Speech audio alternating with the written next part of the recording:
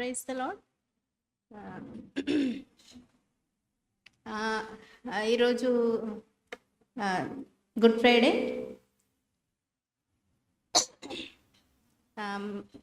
చాలా సంవత్సరాల క్రితం జరిగినటువంటి కార్యాన్ని జ్ఞాపకం చేసుకోవడానికి దేవుడు మనకు అవకాశం ఇచ్చాడు.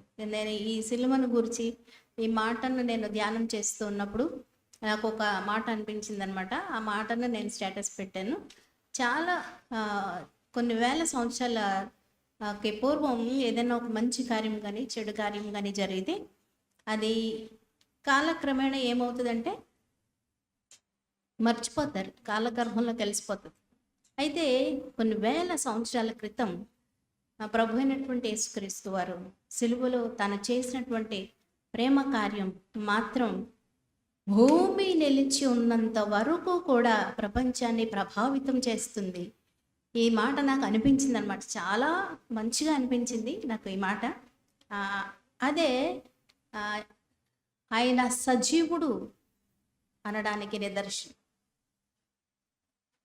ఆయన మనతో పాటు ఉన్నాడు అనడానికి నిదర్శనం. ఆదిలో దేవుడు మానవుడిని సృజించిన తర్వాత ఎప్పుడు కూడా దేవుడు మానవుడు మంచిగా కలుసుకుంటూ, అసలు ఎంత చక్కటి అనుభవమో చూడండి, కలుసుకుంటూ వాళ్ళు మాట్లాడుకుంటూ దేవుడు ఏం చెప్తున్నాడో అవన్నీ వాళ్ళు పనులు నేర్చుకుంటూ ఆయన చెప్పినట్టు చేస్తూ అలాగా వాళ్ళ కాలాన్ని గడుపుతూ ఉన్నారు దేవుడితోటి. అలాంటి అలవాటులో వాళ్ళు ఉన్నారు. వాళ్ళకి అది అలవాటు, రోజు రావడం, దేవుడు మాట్లాడుకోవడం, అది అలవాటు. అయితే ఒకరోజు ఏం చేశారంటే దేవుడి మాట కాకుండా వేరొకని మాట వాళ్ళు విన్నారు. విని ఆ మాట ప్రకారంగా వాళ్ళు చేశారు. ఎప్పుడైతే దేవుడు ఇచ్చినటువంటి ఆజ్ఞను అతిక్రమించారో వాళ్ళు పాపం చేశారు కదండి. పాపం చేసిన తర్వాత ఆ పాపానికి జీతముగా వాళ్ళు మరణాన్ని పొందుకోవడం జరిగింది. మరణం వచ్చేసింది. మరి దేవుడు పరిశుద్ధుడు కదా, పాపాన్ని ఏమాత్రం ఆయన యాక్సెప్ట్ చేయడు కదా. ఎప్పుడు రోజు దేవునితో కలుసుకుంటున్నటువంటి ఈ మానవుడు ఏమయ్యాడంటే, ఇప్పుడు మానవుడు దేవుడికి దూరం అయిపోయాడు. ఇటువైపు మానవుడు, ఇటువైపు దేవుడు. వీళ్ళిద్దరికి మధ్యలో చాలా పెద్ద అగాధం ఏర్పడిపోయింది. ఈయన పరిశుద్ధుడు, మానవుడు పాపం చేశాడు. ఈ మానవుడు మరలా ఈ అగాధాన్ని దాటి పరిశుద్ధుడి దగ్గరికి, తండ్రి దగ్గరికి వెళ్ళాలి అని అంటే అది ఎవ్వరూ కూడా పూడ్చలేనటువంటి పెద్ద అగాధం. అది ఆ అగాధాన్ని పూడ్చడానికి ఆయనకు తప్ప వేరెవ్వరికి సాధ్యం కాదు. కాబట్టి ప్రభు అయినటువంటి యేసుక్రీస్తు వారిని, తండ్రి అయినటువంటి దేవుడు ఆది యందు వాక్యముండను, వాక్యము దేవుని యొద్ద ఉండను, వాక్యమే దేవుడై ఉండను. ఆ వాక్యము శరీరాన్ని ధరించుకుని మానవుడిగా భూమి మీదకి వచ్చాడు, పంపించబడ్డాడు. ఆయన పంపించబడిన తర్వాత ఆయన వచ్చి సిలువ కార్యము ద్వారా మానవుడికి దేవుడికి మధ్యలో ఏర్పడినటువంటి ఆ అగాధాన్ని పూడ్చివేశాడు. ఇటువైపు మానవుడు, ఇటువైపు దేవుడు, మధ్యలో యేసుక్రీస్తు వారు ఆయన ఉండి మానవుడు చేసినటువంటి పాపాన్ని తండ్రి అయినటువంటి దేవుడు సిలువలో యేసుక్రీస్తు మీద, ఆయన శరీరం మీద ఆ పాపం అంతటిని వేసి ఆ పాపమునకు శిక్ష విధించి ఈ మానవుణ్ణి పరిశుద్ధుడిగా చేశాడు. ఇప్పుడు ఈ మానవుడు తండ్రి దగ్గరికి చేరుకోవడానికి అవకాశం పొందుకున్నాడు. ఈ మానవుడు మరలా యేసుక్రీస్తు మార్గము గుండా, అంటే ఈ అగాధములో ఇప్పుడు లేదు, అగాధాన్ని యేసుక్రీస్తు పూడ్చివేశారు. కాబట్టి మానవుడు మరలా ఏం చేస్తున్నాడు, ఈ యేసుక్రీస్తు గుండా తండ్రి అయినటువంటి దేవుడి దగ్గరికి చేరుకోవడానికి అవకాశాన్ని కల్పించాడు. ఈ సిలువ కార్యాన్ని మరలా మానవుడిని తండ్రి దగ్గరికి చేర్చడానికి గాను సిలువ కార్యాన్ని చేయడానికి ప్రభు అయినటువంటి యేసుక్రీస్తు వారు భూమి మీదకి రావడం జరిగింది. ఆ సిలువ కార్యంలో ఇప్పుడు వరకు మనం విన్నాం. 7 మాటలు ప్రతి సంవత్సరం నా చిన్నప్పటి నుంచి నేను 7 మాటలు ప్రతి సంవత్సరం నేను వింటూనే ఉన్నాను.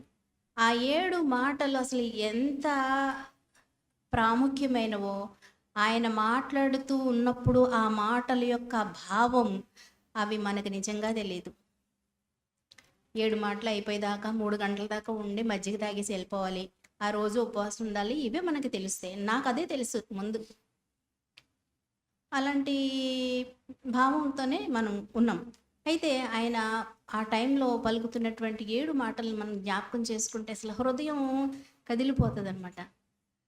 ఆయన పలికిన 7 మాటల్లో మొదటి 3 మాటలు ఇతరులను ఉద్దేశించి మాట్లాడినటువంటి మాటలు, మొదటి 3 మాటలు.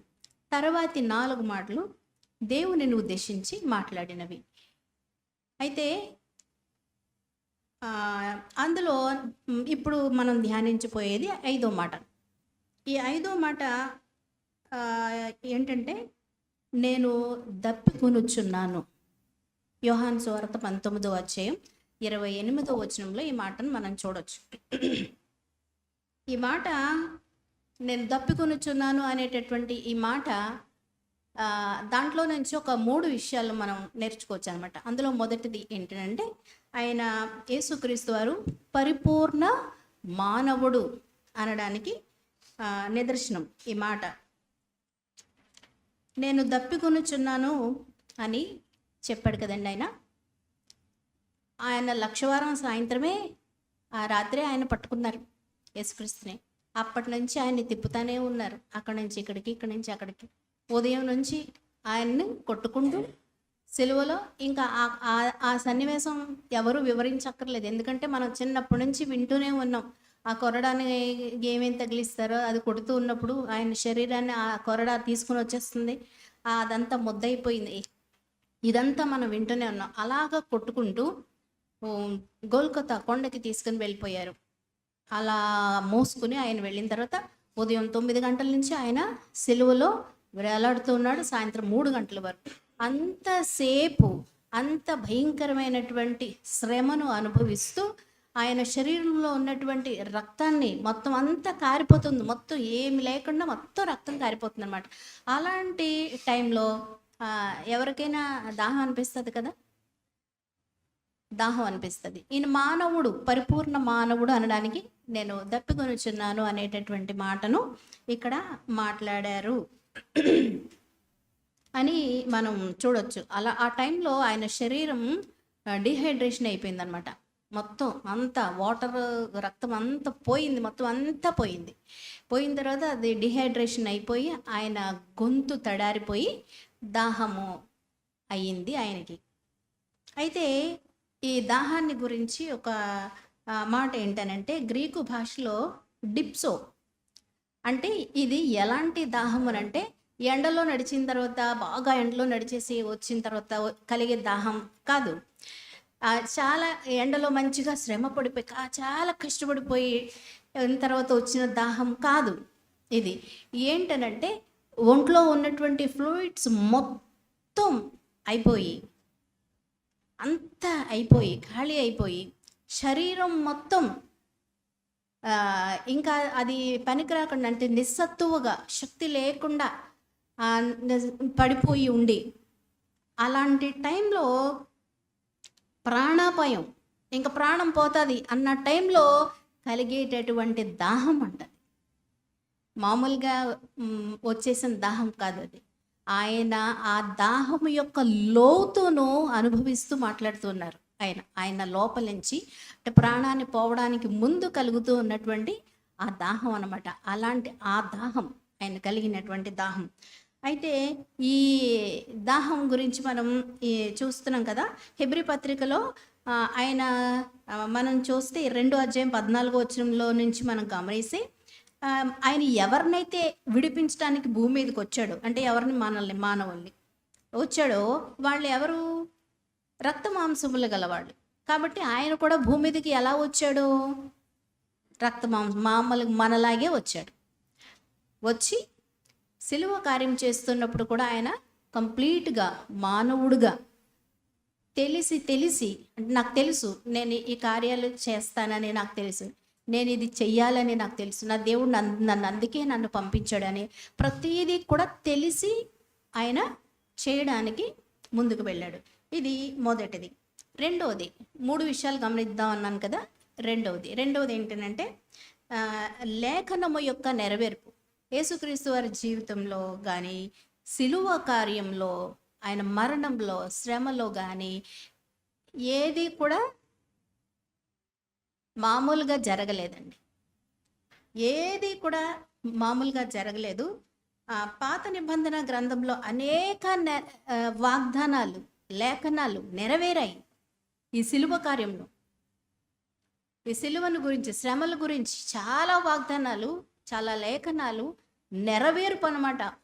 లేఖనాల యొక్క నెరవేర్పే జరిగింది ఆయన యొక్క జీవితంలో. ఆయన ప్రతీది కూడా ఏది అకాలంగా జరగలేదు, అకస్మాత్తుగా జరగలేదు, యాదృచ్ఛికంగా జరగలేదు, ఆషామాషిగా ఏది జరగలేదు. ప్రతీది కూడా దేవుడు ఉద్దేశించినటువంటి ఉద్దేశము నెరవేర్చుకుంటూ ఆయన వచ్చాడు. ప్రతి దాని వెనక ఒక ప్రయోజనం ఉన్నది. ఇది మనం గమనించాలి. యోహాను సువార్త 19వ అధ్యాయం 28వ వచనంలో ఏమని రాయబడిందంటే, నేను దప్పికొనుచున్నాను అనే మాటకి ముందు లేఖనము నెరవేరునట్లు, అంటే ఈయన ఎందుకు దప్పికొన్నాడు అని అంటే లేఖనము నెరవేరాలి కాబట్టి. లేఖనము అప్పటికే ఆయన ఏ పని నిమిత్తం అయితే ప్రభు తండ్రి అయినటువంటి దేవుడు ఆయనని భూమి మీదకి తీసుకొచ్చాడో ఆ పని అంతటినే నేను చేస్తూ వచ్చాను కాబట్టి ఇప్పుడు కూడా లేఖనము నెరవేరునట్లు నేను దప్పికొనుచున్నాను అని అన్నాడు. ఆయన ఉత్తిన ఏమనలా, ఆయన లేఖనము నెరవేరాలి కాబట్టి ఆయన నేను దప్పికొన్నాను అని అన్నాడు. ఆయన సిలువు మీద నేను దప్పికొన్నాను అనగానే అక్కడ ఉన్నటువంటి రోమా సైనికులు ఏం చేశారంటే గబగబా చిరకను పట్టుకొని ఆ చిరక స్పాంజి నిండా ఆ చిరకను ముంచి ఆయన నోటికి అందించారన్నమాట. ఈ మాట వినంగానే వీళ్ళు ఆ చిరకను ఆయన నోటికి అందించారు. ఎప్పుడైతే ఆ చిరకను అనే నోటికి అందించారో అప్పుడు లేఖనము నెరవేరింది. అప్పుడు లేఖనము నెరవేరింది. ఈ మాట దావీదు భక్తుడు కీర్తన 69:21 ఆయన రాస్తున్నాడు అన్నమాట. వారు చేదును నాకు ఆహారముగా పెట్టిరి, నాకు దప్పి అయినప్పుడు చిరకను త్రాగనిచ్చిరి. చూసారా, చిరకను త్రాగనిచ్చిరి. ఇది ఆయన గురించి ఆయన రాసుకుంటూ ఉన్నటువంటి మాట మాత్రమే కాదు, కానీ రాబోయేటటువంటి మెస్సయ్యాని గురించి ఆయన ప్రవచనాత్మకంగా రాస్తున్నటువంటి మాట ఈ మాట. కాబట్టి ఇందాక మనం సిస్టర్ చెప్తున్నప్పుడు విన్నట్టుగా ఆయన లేఖనాలన్నింటినీ, ఆయన లోపల అన్ని లేఖనాలు ఉండుంటాయి. మనం పైన ఆయన శరీరాన్ని, ఆయన పడుతున్నటువంటి బాధను, ఆ వేదనని అదంతా మనం చూస్తున్నాం. ఆయన లోపల ఆయన వాక్యం కదండి, ఆ లోపల ఘని ఉంది వాక్యం. ఆ వాక్యాలు ఏ టైంలో అవి నెరవేర్పులోనికి రావాలో అవన్నీ నెరవేర్చడానికి ఆయన శరీరం అసలు నిజంగా ఆ టైంలో మానవుడు కాబట్టి అప్పటికి ఆయనకు శరీరం సహకరించట్లేదు. అయినప్పటికీ కూడా ఆయన ఏ మాటలైతే మాట్లాడాలో అవన్నీ కూడా ఆయన తీసుకొని, ఆ శక్తిని తీసుకొని, పైకి ఆ ఓపికను తీసుకొని ఆ మాటను చాలా వజ్రాల్లాగా అలాగా వినిపిస్తున్నాడు. ఆయన అలాగా విడుదల చేస్తున్నాడు ఆ మాటను. అయితే చిరకను ఇచ్చారు కదండి. ఇప్పుడు చిరక విషయం ఏంటంటే అసలు చిరక ఎందుకు అక్కడ ఉందంటే రోమా సైనికులు మరి వాళ్ళు యేసుక్రీస్తుని వాళ్ళని సిలువ వేసిన తర్వాత ఆయన చనిపోయే వరకు కూడా వాళ్ళు అక్కడికి ఉండాలి కదా, ఆయనతో పాటుగా అక్కడ ఉండాలి ఎండలో. అయితే వాళ్ళు అది తాగే అలవాటు ఉందన్నమాట, ద్రాక్ష రసం తాగే అలవాటు ఉన్నటువంటి వాళ్ళు తెచ్చుకున్నారు వాళ్ళ కోసమని. అయితే యేసుక్రీస్తు వాళ్ళు తాగేది ఏది కూడా ఆయనకి, అంటే నేరస్తులుగా వీళ్ళు ఉన్నారు కదా, వాళ్ళకి ఇవ్వరట. అయితే ఈయన వాళ్ళకి నీతిమంతుడిగా కనిపించాడు. ఎప్పుడైతే నేను దప్పిగొన్నాను ఆయన అనంగానే ఈ చిరక ముంచి ఆయనకి ఇచ్చాడు. ఆ చిరక ఎలాంటిదేనంటే మత్తయి సువార్త 27:34 బాగా పులిసిపోయినటువంటి ద్రాక్షారసం అది. చేదు చేదు కలిపినటువంటి ద్రాక్షారసం. మార్కు సువార్త 15:23 ఏం రాస్తాడంటే బోళము కలిపినటువంటి ద్రాక్షారసం. ఈ యొక్క బాగా పులిసిపోయినటువంటి పాడైపోయినటువంటి ఈ ద్రాక్ష రసములో బోళమును కలిపి ఆయనకు ఇస్తారు. అయితే ఆయన త్రాగరు. ఎందుకు త్రాగరు అని అంటే మనం ఇవన్నీ వినేసాం, ఇవేం కొత్త కాదు మనకి. ఎందుకు త్రాగరు అని అంటే ఆ బోళము కలిపినటువంటి ద్రాక్షారసాన్ని ఆయనకు ఇస్తూ ఉన్నప్పుడు అది మెడిసిన్గా పనిచేస్తుందంట. ఆ మెడిసిన్ తీసుకున్నప్పుడు ఈయన ఒంటి మీద ఉన్నటువంటి గాయాలు ఇదంతా కూడా బాధ అంతా కూడా తగ్గుతుంది. మరి మందు పని చేస్తుంది కదండి, మెడిసిన్ పనిచేస్తుంది కదా. అలాగా ఆ నొప్పి తెలియకుండా ఉండడం కోసం వాళ్ళు ఇస్తుంటే ఆయన తీసుకోరు. ఎందుకు తీసుకోరు అని అంటే ఆయనను సిలువలో అలాగూ నలుగగొట్టుడా దేవుని అభీష్టం, దేవునికి ఇష్టం. తండ్రి అయినటువంటి దేవుడు మన ప్లేస్లో ఆయనను అక్కడ ఉంచాడు కాబట్టి మనము అనుభవించాల్సినటువంటి ప్రతిదీ కూడా ఆయన మీద వేసి, ఆయనకన్నీ తెలిసి ఆ బాధలు నేను అనుభవించాలి, ఇది లేఖనం అని అనుభవించాలి అని చెప్పి ఆ వాక్యాన్ని నెరవేర్చడం కోసం ఆ చిరకను ఆయన తీసుకోలేదు. ఆ తర్వాత ఆ చిరకని ఇస్తున్నప్పుడు హిసోపు మొక్క అని, అది కూడా మనం వినేసాం. హిసోపు మొక్క అని ఇంత పొడుగు మొక్కలు ఉంటాయి. ఆ మొక్క బ్లూ కలర్ ఫ్లవర్స్ పోస్తుంది అనమాట. ఆ మొక్కని విరిచేసి కొమ్మల కింద దాన్ని ఒక కుంచెలాగా అంటే బ్రష్ లాగా కట్టి ఆ బ్రష్ తోటి పాత నిబంధన గ్రంథంలో ఆ బ్రష్ తోటి ఏం చేస్తారంటే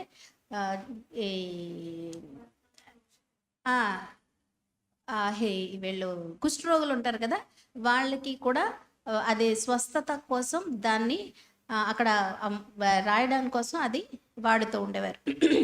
ఆ తర్వాత దానికంటే ముందు ఫస్ట్ ఏంటనంటే మొదటి పస్కా రోజు అంటే ఐగుప్తులో ఇశ్రాయేలీలు ఉన్నప్పుడు మరణదూత లాస్ట్ అనమాట, మరణదూత వస్తుంది అని అన్నప్పుడు గొర్రెను బలి ఇచ్చి దాని యొక్క రక్తాన్ని మీ ఇంటి గోడల మీద, నిలువు కంబల మీద, అడ్డ కంబ మీద కూడా దేవుని యొక్క రక్తాన్ని ప్రోక్షించండి, వేసి ఉంచండి అని దేవుడు చెప్పినప్పుడు ఈ హిసోపు మొక్కను బ్రష్ లాగా చేసి వాళ్ళు ఆ రక్తంలో ముంచి ఆ రక్తాన్ని అడ్డకమ్మ మీద, నిలువ కమ్ముల మీద వాళ్ళు వేసుకుని ఉంటారు. అప్పుడు అది చూసినటువంటి ఆ మరణ దూత ఆ రక్తాన్ని చూసి దాటి వెళ్ళిపోతుంది అనమాట. ఇది మొదటి పస్కా. హిస్సోపును అక్కడ అలాగా వాడటం జరిగింది. ఇక్కడ యోహాను సువార్తలో కూడా హిస్సోపును గురించి ప్రస్తావన ఉన్నది.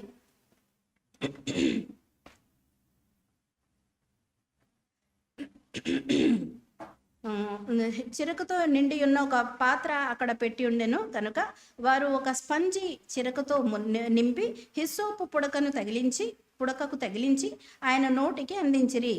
హిస్సోపు అక్కడ మొదటి పస్కాలో అక్కడ వాడబడింది.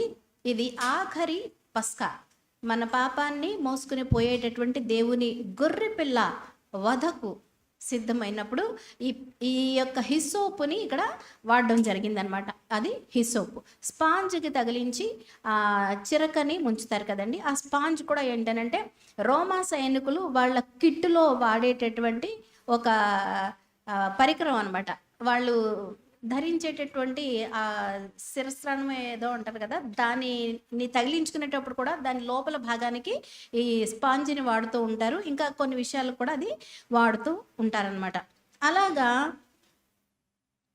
ఈ యొక్క లేఖనము నెరవేరినట్లు దేవుడు తప్పికొన్నాడు, ఉట్టనే కాదు అని రెండవ మాటగా మనం తెలుసుకున్నాం. మూడోది ఏంటంటే ఆత్మల రక్షణ కొరకైనటువంటి దాహం. ఏమండి, ఆయన శిలువ మీద నేను దప్పికొన్నాను అన్న ఒక మాటే అన్నాడు. ఇందులో ఎన్ని అర్థాలు ఇంకెన్ని ఉన్నాయో మనకు తెలియదు. అలాగా ఇప్పుడు ఆత్మల రక్షణ కొరకైనటువంటి దాహం, ఏ ఒక్కరూ కూడా నశించిపోకూడదు అన్నటువంటిది దేవుని యొక్క చిత్తం, ఆయన ఆశ, ఆయన ప్రేమ, మానవుడి పట్ల ఆయన ప్రేమ. అందుకే కదండి మానవుడికి ఆయన గొప్ప సృష్టిని కలగచేసి అంత సృష్టి మీద అధికారాన్ని తీసుకొచ్చి మానవుడికి ఇచ్చాడు. ఎంత ప్రేమ, ఎంత ఒక గొప్ప ప్రణాళిక నిమిత్తం ఆయన చేశాడు. అయితే ఏ ఒక్కరూ కూడా నశించిపోవడం ఆయనకి ఇష్టం లేదు. యోహాను సువార్త 4:14 మనం చూస్తే సమరయ స్త్రీకి జీవజాలాన్ని ఇస్తానని చెప్తాడు ఆయన. జీవము ఆయనే కదండి, జీవజలం ఆయన. అలాంటి ఆయన సిలువలో మన కోసం దప్పికొన్నాడు. ఎందుకు దప్పికొన్నాడంటే మనల్ని తండ్రితో మరలా తిరిగి సహవాసంలోనికి తీసుకొని రావడానికి, నిత్య జీవాన్ని మనము కలిగి ఉండడం కోసం ఆయన సిలువలో దప్పికొన్నాడు. రెండోది ఏంటంటే లూకా సువార్త 16:20-24 మనం చూస్తే లాజరు ధనవంతుడు మనకి తెలిసిన విషయం కదండి అది అంతా కూడా. అయితే ఈ లాజరు చనిపోయాడు, ధనవంతుడు చనిపోయాడు. లాజరేమో అబ్రహాము రొమ్మున ఆనుకోవడానికి దేవదూతలు తీసుకుని వెళ్ళిపోతారు. ధనవంతుడు నరకానికి వెళ్ళిపోయాడు. ఆ నరకంలోకి వెళ్ళిన తర్వాత ధనవంతుడికి దాహం వేస్తుంది, నాలుక ఎండిపోతుందంట, గొంతు ఆరిపోయి నాలుక ఎండిపోయి అతని యాతన, భయంకరమైనటువంటి యాతన పడుతున్నాడు. యాతన పడి తండ్రివైన అబ్రహామా నీ రొమ్మున కూర్చుని ఉన్నాడే లాజర్, అతన్ని కొంచెం నీళ్లు, అతని చిటికిన వేళ్ళతో కొంచెం నీళ్లు ముంచి నా నోట్లో వేయమనవా, నోరు ఆరిగిపోతుంది నాకు అని అక్కడ దాహాన్ని గురించి అక్కడ రాయబడి ఉందన్నమాట. అలాంటి దాహం మనము పొందకుండా ఉండు నిమిత్తం, మనం అలాంటి యాతన పెట్టబడకుండు నిమిత్తం దేవుడు సిలువలో దాహం కొన్నాడు. మనం ఎవ్వరము నశించిపోకూడదని ఆయన ఇష్టం. విశ్వాస కడుపులో నుంచి జీవ జల నదులు ప్రవహిస్తాయని వాక్యం చెప్తుంది. దప్పికుంటే నా దగ్గరికి వచ్చి దాహం తీర్చుకోండి అని చెప్తున్నాడు. మనం ఆయన దగ్గరికి వెళ్ళాలి. ఎందుకు ఆయన ఇస్తాను జీవజలాన్ని అని చెప్తున్నాడు అంటే మనం ఆయనకు కావాలి, మనము ఆయనకు కావాలి, ఆయన మనల్ని ప్రేమిస్తున్నాడు. అందుకనే మనం అలాంటి పరిస్థితిలోనికి వెళ్ళిపోకూడదని సిలువలో ఆయన దప్పికొని మనం అలాంటి దాహాన్ని కలిగి ఉండకుండా ఉండు నిమిత్తం మనల్ని మరలా నిత్య జీవానికి వారసులుగా, ఆయనను విశ్వసించినటువంటి మన కడుపులో నుంచి జీవ జల నదులు ప్రవహించే విధంగా ఆయన చేసి సిలువ కార్యము లేఖనంలో నెరవేర్చి మనకు నిత్య జీవాన్ని అనుగ్రహించాడు. దేవుడు ఈ వాక్యమును దీవించునుగాక. Thank you.